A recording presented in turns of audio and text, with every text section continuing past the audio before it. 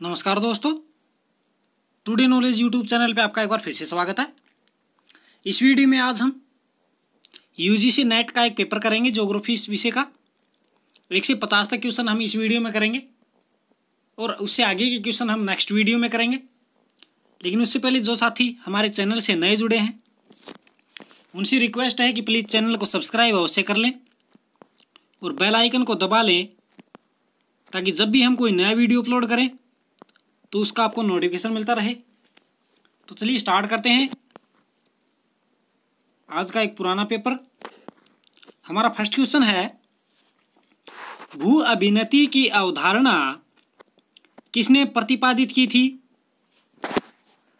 Hall एवं Dana ने। किसने प्रतिपादित की थी भू अभिनति की अवधारणा?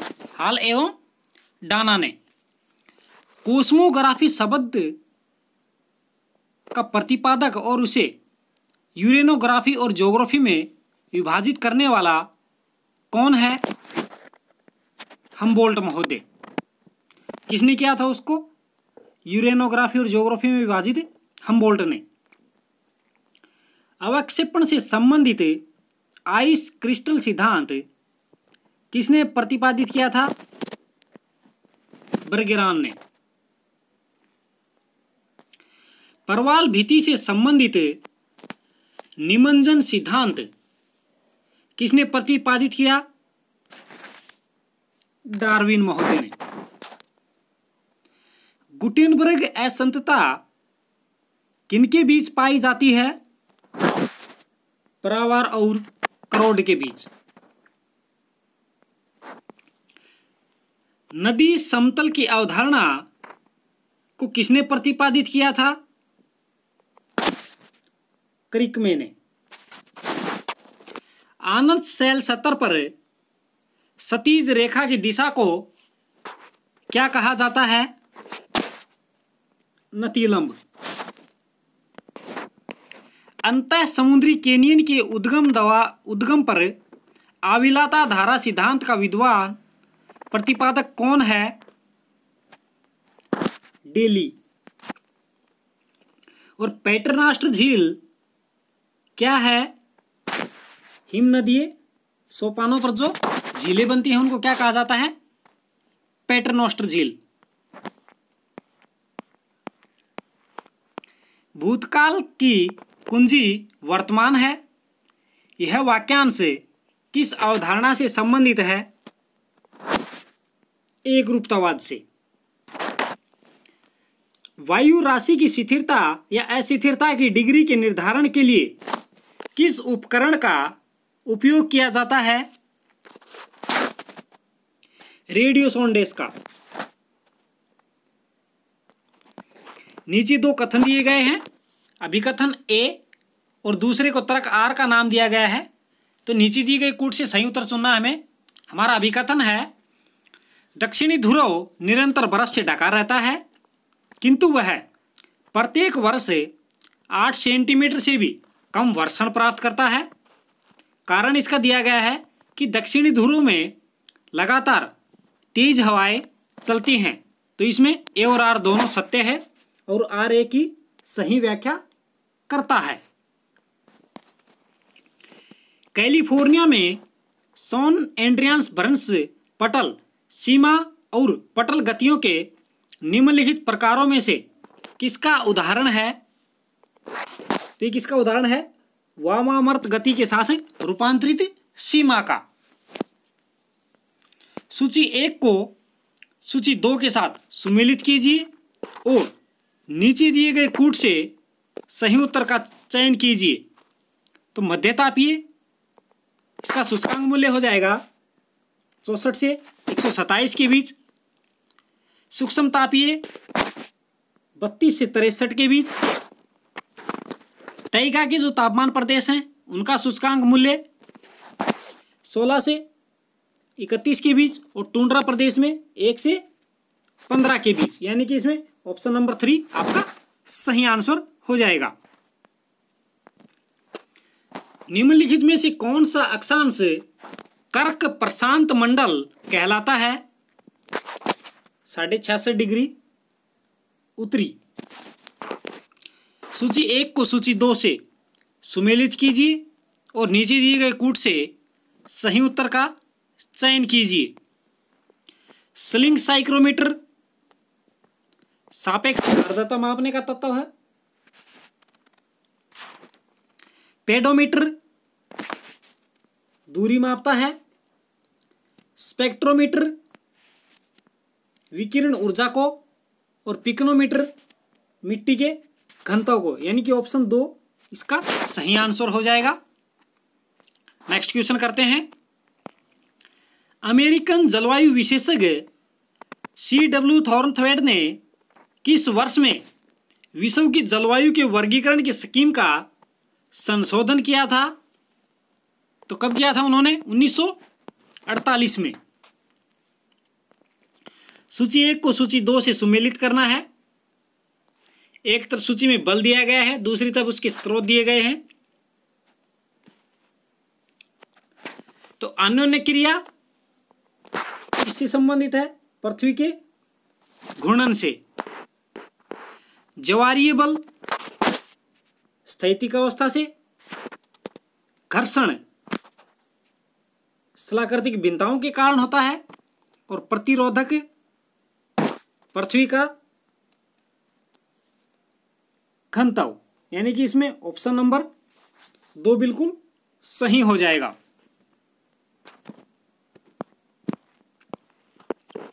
सूची 1 को सूची 2 के साथ सुमेलित कीजिए और नीचे दिए गए कूट से सही उत्तर का चयन कीजिए। अपघटन परिणाम CH4। वाष्पोत्सर्जन परिणाम जल वाष्प। श्वसन CO2 उत्पन्न होती है और प्रकाश संश्लेषण के दौरान O2, यानी कि ऑप्शन नंबर 4 इसका सही आंसर हो जाएगा। नीचे 2 कथन दिए गए हैं, एक अभिकथन है और दूसरा तर्क आर दिया गया है। सही कूट चुनना है हमें। अभिकथन है हमारा, दक्षिणी और पूर्वी एशिया का मानसून एशियाई भूखंड की अवस्थिति और उसके आकार और भारतीय महासागर से उसकी समीपता द्वारा चालित होता है। तर्क, उपरीतन वायु परिसंचरण में वायु और दाब के पैटर्न मानसूनी प्रवाह के सर्जन से संबंधित रहते हैं। तो इसमें ए और आर दोनों कथन सही है और आर ए की सही व्याख्या करता है। सूची 1 को सूची 2 से सुमेल करना है हमें। एक तरफ महासागरीय खाइयां दी गई हैं और दूसरी तरफ उनकी गहराई दी गई है मीटर में। तो टोंगा गर्त की गहराई कितनी है? 10,880 मीटर। क्यूरिल या कमचटका, इसकी गहराई है 10,500 मीटर।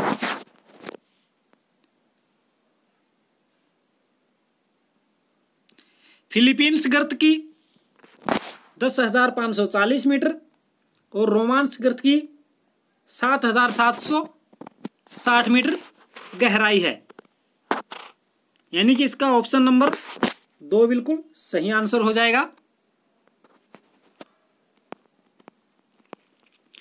निम्नलिखित में से सौरमंडल में सापेक्षिक रूप से एक्रिय नाइट्रोजन के विशाल भंडार का मुख्य स्रोत कौन सा है? ज्वालामुखीय गतिविधियां। नाजका पटल किस दिशा की ओर बढ़ रहा है? पूर्व दिशा की ओर। भूमि से समुद्र तक वेलांचल में निम्नलिखित अनुक्रमों में से कौन सा सही है? तो इसमें सबसे पहले पश्च तट, फिर उसके बाद अगर तट, फिर निकट तट और अंत में अपतट। नीचे कथन है, अभिकथन ए कि निम्न अक्षांशों में गहरे शीत क्षेत्र में समुद्री जल जमता नहीं है।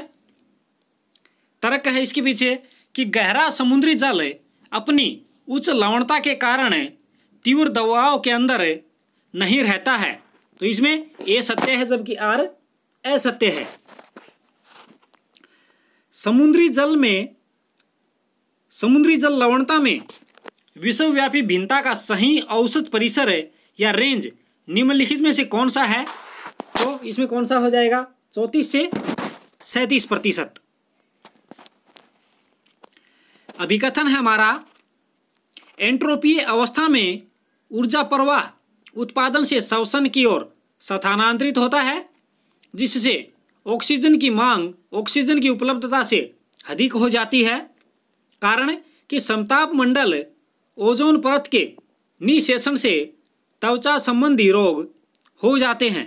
तो इसमें ए और आर दोनों सत्य हैं, परंतु आर ए की सही व्याख्या नहीं करता है। सजीव पदार्थों में प्राकृतिक तत्वों के निम्नलिखित समूह में कौन सा एक पृथ्वी के 99% से ज़्यादा बायोमास यानी जैव भार बनाता है? तो कौन सा है? एच, ओ और सी। भव्य डिनोसार के प्रक्षेपण में निम्नलिखित में से कौन सी एक महत्वपूर्ण परिघटना है? महाद्वीपीय विस्थापन।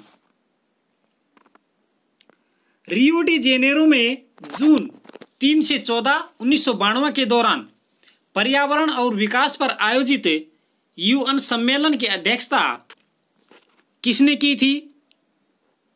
जॉर्ज डब्ल्यू बुश ने। सूची 1 को सूची 2 के साथ सुमेल करना है। अक्षयमान पादप हाइड्रोजन सल्फाइड उत्सर्जित करते हैं। ज्वालामुखी सल्फर ऑक्साइड, महासागर लवण स्प्रे और वन अग्नि कार्बन मोनोऑक्साइड, यानी कि ऑप्शन नंबर 2 आपका राइट आंसर हो जाएगा। निम्नलिखित में से किस विद्वान ने सामान्य बनाम विशेष भूगोल के द्विभाजन की नींव रखी थी?